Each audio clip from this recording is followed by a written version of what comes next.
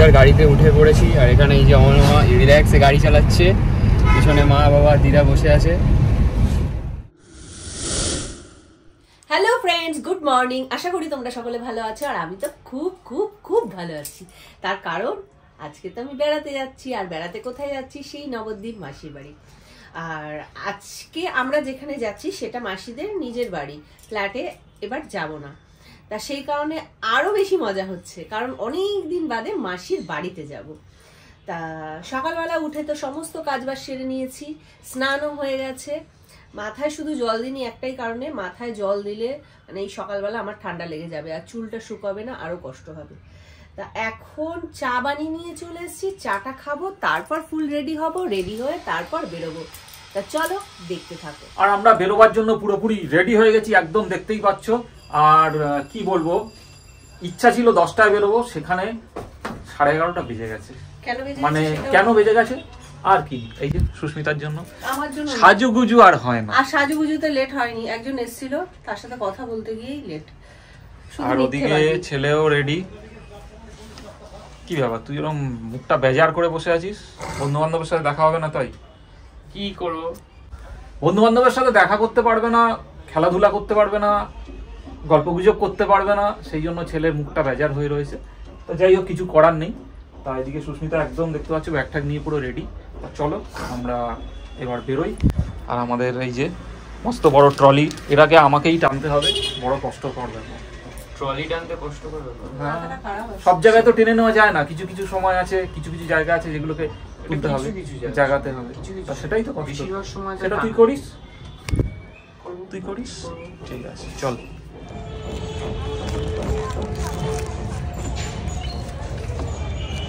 আর আমরা রওনা দিয়ে দিয়েছি, আর এটা ডিগিতে উঠলো না, তাই সেই কারণে এখানেই রাখতে হলো। আর রূপকের কি হাসি, সামনে ছেলে, আর প্রচুর রোদ্দুর বাইরে, মানে বাইরে তাকানো যাচ্ছে না, এতটাই রোদ্দুর।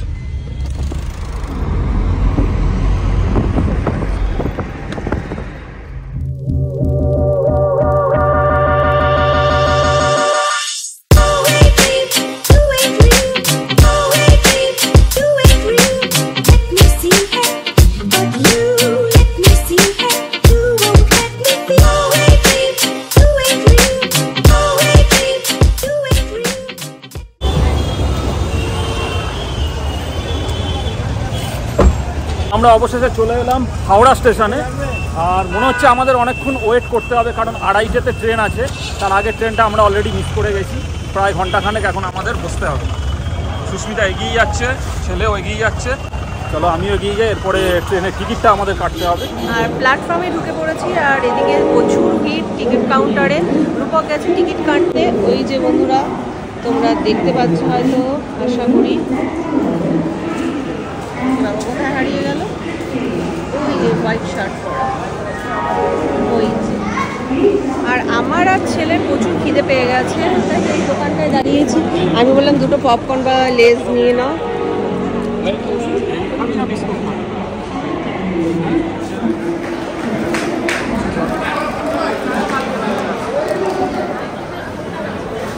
আর আমাদের অপেক্ষা করতে হবে প্রায় অনেকক্ষণ, ঘন্টাখানেকের ওপরে।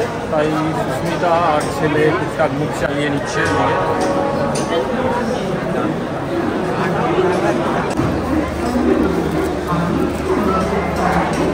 আর ছেলে খিদে পেয়েছে, ছেলে বলছে মা একটু টেস্টি খাবো। আমরা ওটা খাবি, দেখ ওরা চকলেটটা নিয়েছে, আমি বাটারস্কচ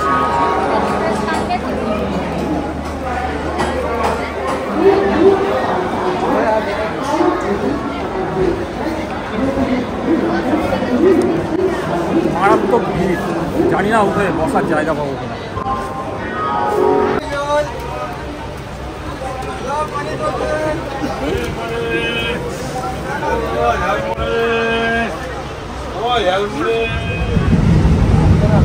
ঘুমাচ্ছিস কেন? ওঠ।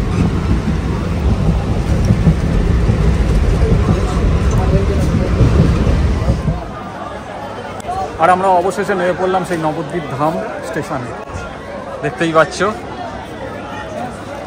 সুস্মিতার খুব টেনশন ছিল, নামতে পারবো কি পারবো না, কারণ ট্রেনে প্রচুর ভিড় ছিল। তো চলো এবারে এগোনো যাক।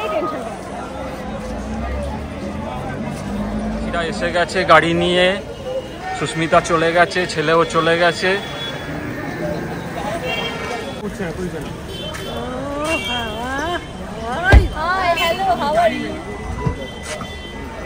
ভালো আছেন তো আপনি ম্যাডাম? খুব ভালো আছি। বিন্দাস বিন্দাস। তোমরা যেহেতু এসছো আরো ভালো। উঠে পড়। সবাই উঠে পড়েছে, এবার আমিও উঠে পড়বো, তারপর চলে যাবো আমাদের গন্তব্যস্থল মাসির বাড়ি। চলো যাওয়া যাক। এই যে অমলদা ট্রেন থেকে নেমে দিদার গাড়িতে উঠে পড়েছি, আর এখানে এই যে অমল মা রিল্যাক্সে গাড়ি চালাচ্ছে, পিছনে মা বাবা দিদা বসে আছে। তো চলো যাওয়া যাক। চলে এলাম আমরা মাসির বাড়ি।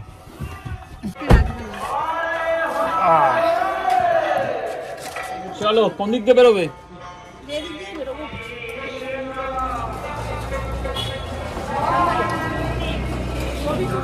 দিদা আমাদের জন্য অপেক্ষা করছিল একদম অধীর আগ্রহে।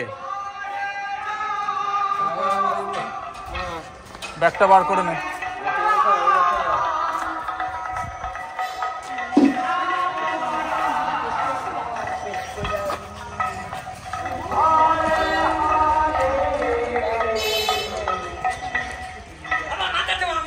আর এদিকে দেখো দিদা আমাদের জন্য পিঠা বানাচ্ছে। এই দেখো বন্ধুরা, চিতই পিঠা। আর দিদা এখনো কত অ্যাক্টিভ, এরকম বয়সে আমরা বোধহয় কাজই করতে পারবো না। মাটি সরাতে হয়, গ্যাসে মাটি সরা দিয়ে হচ্ছে। হ্যাঁ আমি তো জানি মাটি সরা কাঠের উনুন ছাড়া হয় না। আমি সবকিছুই করে দিদার ট্যালেন্ট জানো। দিদা তো মানে একসময় 15-20 জনের রান্না একা হাতে করতো। হ্যাঁ বেশি, আরো বেশি মানুষের রান্না করতো। তাই দেখো কি সুন্দর পিঠাগুলো হচ্ছে। আসলে এত অবেলায় আমরা ভাত খাবো না বলেছিলাম, ওর জন্য দিদা বলে ঠিক আছে দাঁড়া তোদের পিঠা বানিয়ে দিই। তাই সেই কারণে পিঠা বানিয়ে দিয়েছে আমাদের জন্য, মানে বানাচ্ছে, বানিয়ে দিয়েছে না বানাচ্ছে। আর আবার চেঞ্জ করে আমরা রেডি হয়ে গেছি। আমার মাসি ভেবেছে মাসির চশমাটা। আর আমি চেঞ্জ করে আবার রেডি হয়ে গেছি। আর তোমরা শুনতেই পাচ্ছ কোথায় যাব আমরা। কীর্তন হচ্ছে মাসিদের পাড়ায়, তা সেই কারণে ওই কীর্তনে একটু প্রভুকে প্রণাম করতে যাব। আর মহাপ্রভুর দেশে এসে মহাপ্রভুর দর্শন পাওয়া কিন্তু খুব ভালো একটা বিষয়। আর সেই কারণে আজকে আমরা প্রসাদও পেয়েছি, আর তার সাথে মহাপ্রভুর নাম কীর্তন হচ্ছে, সেখানে এখন যাব। তা এখানে যাচ্ছে রূপক, দিদা থাকবে বাড়িতে, সমু, মাসি, ছেলে সবাই মিলে যাচ্ছি। তা চলো বেরোনো যাক।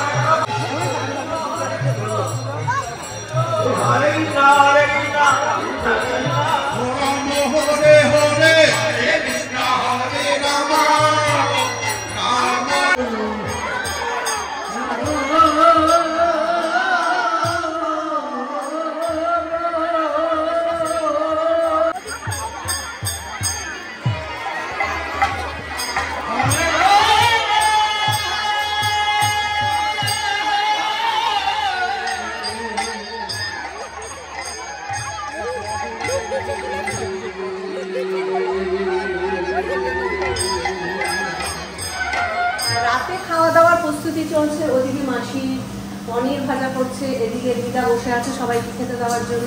আর এদিকে দেখো মহাপ্রভুর ভোগ মাখা হয়েছে। আর ওদিকে তো বাকি খাবার দাবারগুলো রয়েছে। আজকে মাসিদের নিরামিষ, যেহেতু মহাপ্রভু পুজো হচ্ছে, তা সেই কারণে আজকে কালকে দুদিনই মাসিদের বাড়িতে নিরামিষ। তা যাই হোক বন্ধুরা, এখন তো সবাইকে ডাকলাম, ভাইকেও ডাকলাম, ভাই ওপরে রয়েছে, রূপক ওপরে রয়েছে, ছেলেও ওপরে রয়েছে, সবাইকে ডাকলাম। ওরা এখনই আসবে, আর আসলে খেতে দেওয়া হবে। তা চলো আগে খাওয়া দাওয়াটা সেরে নিই। এখন ঘড়িতে বাজে রাত্রির 11টা, আর এই জাস্ট কিছুক্ষণ আগে খাওয়া দাওয়া কমপ্লিট হলো।